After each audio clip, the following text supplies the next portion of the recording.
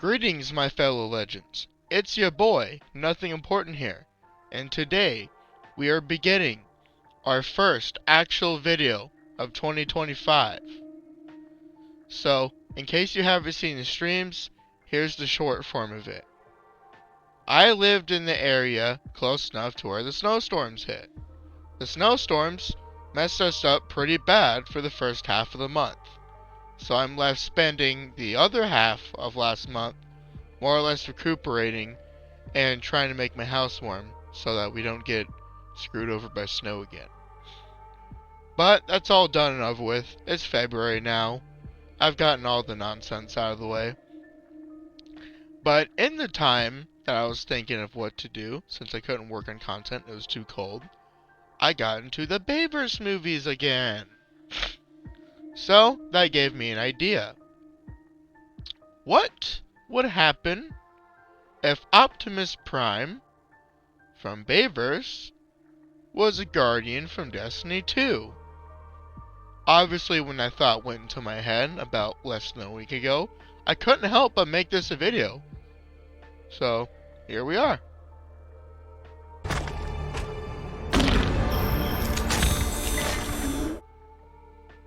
It's 2025, so I assume you've seen the Bayverse movies. If you haven't all this time, that's fine. Let me give you a little bit of an introduction to Optimus Prime in Bayverse. Optimus Prime is like first place in the entire verse, okay? The dude murked the Fallen, made Grimlock submit, annihilated Lockdown even in a rather unoptimal situation, and abused Megatron repeatedly like he was a stepchild throughout the entirety of the films after the first. So, you put all that together, he's easily first place in verse. But how strong is he? So, y'all remember the Fallen, right? How Optimus Prime royally embarrassed him and Megatron? Well, what you probably didn't know was the Fallen was stated to have the energies of the Big Bang, as in a universal plus space-time continuum, that he carries those energies. Moreover, he was stated to be able to nuke creation, and he was also stated in the same guide to be an omniversal threat. Not only that, but the comic version of the guidebook statement also asserts that the Fallen is an omniversal threat, could nuke creation, and carries the energies of the Big Bang. And then we have the various statements regarding the Allspark and how it could affect the very scope of the universe. You get a consistently universal nuking Optimus Prime. To even low multiversal, because there's, well, more than one universe in Bayverse. And the Fallen can nuke creation, so yeah, that's pretty scary. Contrary to popular opinion, Optimus Prime is a character with many talents. Starting with the fact that he has very impressive strength and speed, we can then also talk about the fact that he's incredibly skilled. The Force Fight is a good indicator of his skill level. He's able to control a fight with 3 different people on his level of physicality and control them with ease. He's able to throw down with the Fallen and Megatron, the 2 leaders of the opposing faction, and tear them both apart with ease. In the Battle of Sentinel Prime, he quickly overpowered Sentinel, had him against the wall, and then when Sentinel kicked Optimus off him and engaged him in battle, he knew Optimus would outlast him, hence why he sicked his entire army on Optimus alone. So he knew Optimus would outlast and eventually defeat him. And then here comes Lockdown in the 4th movie, who's extremely mid. Lockdown gets sliced in half by Optimus Prime, and earlier in the film, Optimus bullies him around by putting a hook on him and having him craned up while he goes and runs off with the people he's supposed to protect. And then in the 5th movie, let's not bring up Megatron and Quintessa. He literally dealt with Megatron and Quintessa in under 5 minutes. Now, while there's a lot of details that I missed along the way, which would essentially turn this into a half an hour discussion, the point still stands. Optimus Prime is a very impressive fighter. He's very smart, he's very efficient, he's brutal, he knows how to run a war, he knows how to finish a war. If a simple fleshy human being, like a human or an awoken, or something similar to them like an exo, is able to fight gods like Oryx the Taken King, Rolk the First Disciple, Nezarec the other Disciple, and even a being like the Witness, what would a Paracausal increase do to someone on the level of just sheer brutality and strength of Optimus Prime?